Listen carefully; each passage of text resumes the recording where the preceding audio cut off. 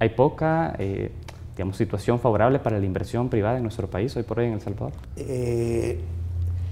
El gobierno de Estados Unidos pide incentivos y los empresarios nacionales, porque el FOMILENIO 2 no es solo para la inversión extranjera, claro, sino que también entran los grandes empresarios del país.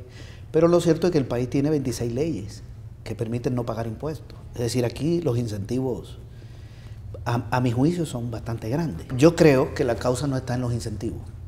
¿Dónde estará la causa? Porque hay 26 leyes, estamos dolarizados, hay TLC, etc. Para mí la causa de la baja inversión extranjera y nacional, porque son las dos son pequeñas, de la empresa privada, nacional y de los extranjeros, tiene que ver en la estrechez del mercado interno. La economía salvadoreña no tiene tasa de crecimiento importante desde hace 17 años. ¿Cuánto se salió del país digamos, en concepto de capital? Mira, hay 16.700 millones de dólares que han salido entre el año 2001 y 2010. Claro. Estamos hablando de alrededor de 1.300 por año. Y la inversión extranjera anda por los 380 millones. Es decir, mientras la inversión extranjera es de 380 el año pasado, en el 2011, todavía no tenemos el dato definitivo del 12. En el 11 entraron 386 millones de inversión extranjera y los empresarios de aquí sacaron más de 1.000. ¿Por qué no invierten aquí? Si invierten todo ese dinero, imagínate que hubieran invertido todo ese dinero en El Salvador. Aquí se hubiera generado un proceso de producción tan alto que el mercado interno no alcanza a comprar esa producción, la demanda no alcanza y se genera un proceso de sobreproducción. En El Salvador somos 6 millones, el 40% es pobre, el 60% no es pobre, este 60% compra, producimos para el 60%, este 40% no lo integramos, porque integrarlo al mercado significa aumentarle los salarios a la gente, que los empresarios paguen los impuestos, para que el gobierno tenga dinero, invierte en salud, en educación, genere empleo, aumente los salarios, aumente las pensiones, no están dispuestos a darle dinero al gobierno. Están evadiendo impuestos por 1.700 millones, aparte de la ilusión de 1.200. El Estado no tiene suficientes recursos. Es uno de los gobiernos con menos dinero de América Latina. Una carga tributaria de 15.5. De cada 100 dólares que se generan aquí, el gobierno tiene 15.5. Sí. El de Brasil tiene 38. Sin embargo, la ANEP dice que es de los gobiernos en América Latina que más recauda. Dijo la ANEP, pero Arena lo desmintió. Lo que pasa es que la ANEP está haciendo política, ¿verdad? La carga tributaria en América Latina es 25%. Hace más política la ANEP que Arena, en todo caso. Sí, porque la ANEP se convirtió en la oposición al gobierno, la cúpula empresarial. Como su partido no está muy bien, gobierno con dinero, Venezuela. Gobierno con dinero, el de Costa Rica. El de Nicaragua tiene el 24%, el de Brasil el 38%. ¿Y qué características hacen para que tenga dinero esos gobiernos? Por la estructura tributaria. En el caso de Brasil, Argentina hicieron una reforma tributaria y le están quitando mucho dinero a los que más tienen. En El Salvador, de cada 100 dólares que el gobierno recauda, de cada 100, los empresarios le dan 18 y el pueblo le da 82. Esos 82 dólares son 50 del IVA, que lo paga la población, un 15 de los aranceles, que son impuestos indirectos, porque traen el producto de fuera y se lo trasladan al precio. Y los otros son los otros impuestos indirectos, como el FOBIAR, el FOSALUD, y el impuesto sobre la renta salarial. Claro. Eso da 82 dólares. Es decir, que el gobierno consigue el dinero donde no está. Pero eso es una herencia de la reforma tributaria anterior. Este gobierno ha hecho algo en materia de recaudación y ha aprobado impuestos que son positivos. Por ejemplo, aumentó el impuesto sobre la ganancia de las empresas de 25 a 30, sobre ganancias de más de 150.000 dólares. Eso es positivo. Puso el impuesto a los dividendos de 5%. También es positivo. Digamos, esos dos son los que me parecen mejores, porque los otros han sido más impuestos indirectos, que se le colocó el IVA a maquinaria importada, etcétera, y también a las bebidas.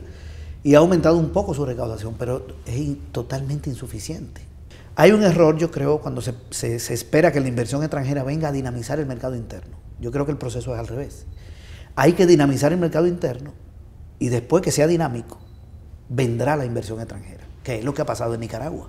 No quiero decir que no haya que estimular la inversión extranjera, hay que estimularla y vendrá, siempre vendrá, en pequeña escala o como sea, pero para que haya una gran inversión, el proceso tiene que ser la ampliación del mercado interno.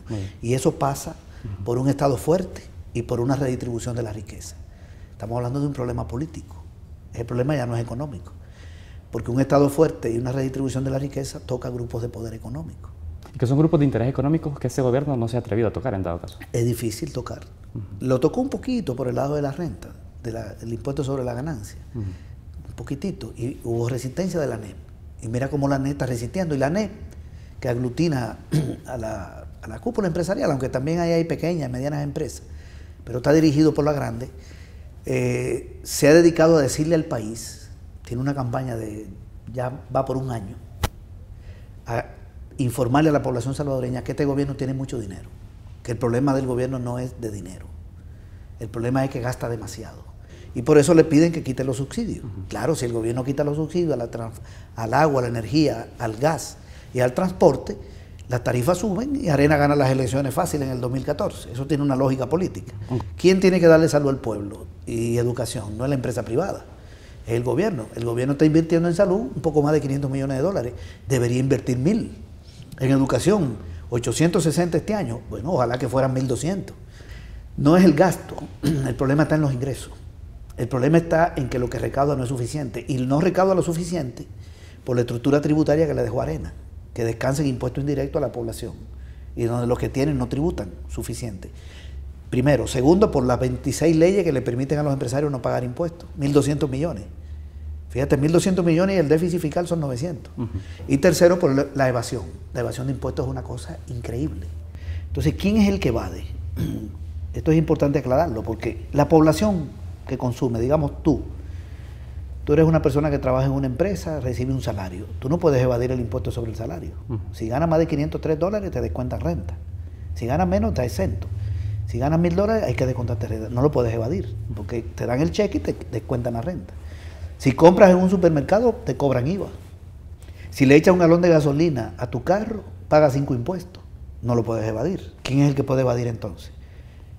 Porque el pueblo no le paga impuesto al gobierno, el pueblo le paga impuesto a los empresarios, para que los empresarios le lleven el dinero al gobierno. Está claro quién es. ¿Por qué se quedan con 1.700 millones? Y el gobierno está mendigando a los diputados que le aprueben un préstamo de 80 para salud y de 60 para agricultura, cuando la evasión del IVA son 770. Es una cosa inconcebible. Sencillamente que paguen. Y no estoy hablando de ponerle impuestos, sino de que paguen los impuestos que hay. Aquí lo que se necesita no es montar hoteles para turistas. Aquí lo que se necesita es levantar la producción industrial y agrícola. Estamos importando comida por 3.000 millones de dólares. Pero desarrollar turismo en la costa lo que va a facilitar es el narcotráfico. El gobierno de Estados Unidos no controla el narcotráfico. El gobierno de Estados Unidos protege el narcotráfico. Por 6 razones.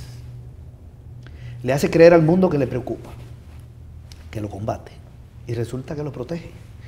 ¿Por qué la droga entra a Estados Unidos? Estados Unidos tiene el 45% de las armas del mundo. Del mundo, de las armas. Tiene 870 bases militares en el mundo. 10 en Colombia. ¿Por qué la droga entra con todo ese aparato militar? Segundo, 60.000 millones de dólares es el comercio de la droga en América Latina. Un narcotraficante colombiano no le vende la droga a un consumidor de Estados Unidos, se lo vende a un gran empresario. Tercero, le venden las armas a los narcotraficantes, un negocio del aparato militar norteamericano que está vinculado al complejo industrial. Son los que le venden las armas a los narcos. 4, el gobierno de Estados Unidos, como hay droga, justifica bases militares. Entonces monta bases militares en Ecuador, que por cierto ya Correa lo sacó, tiene 2 en Perú, 10 en Colombia, tiene América Latina llena de bases, con bases militares al lado en Colombia 10, 2 en Perú, 1 en Aruba, otra en Curazao, y le quieren montar una en la Guyana. Costa Rica está militarizado, hay 46 buques de guerra en los 2 océanos con 10.000 efectivos, combatiendo el narcotráfico. Ahora quieren montar bases militares en Guatemala. ¿Y Honduras qué? Y en Honduras tienen presencia, en Panamá, están en Guantánamo, están en Haití. Y la droga disminuye. Colombia sigue produciendo el 90% de la cocaína. Las bases son para garantizar el narco. Quinto, como hay droga, el gobierno de Estados Unidos hace un análisis anual y dice qué gobierno es bueno y qué gobierno es malo.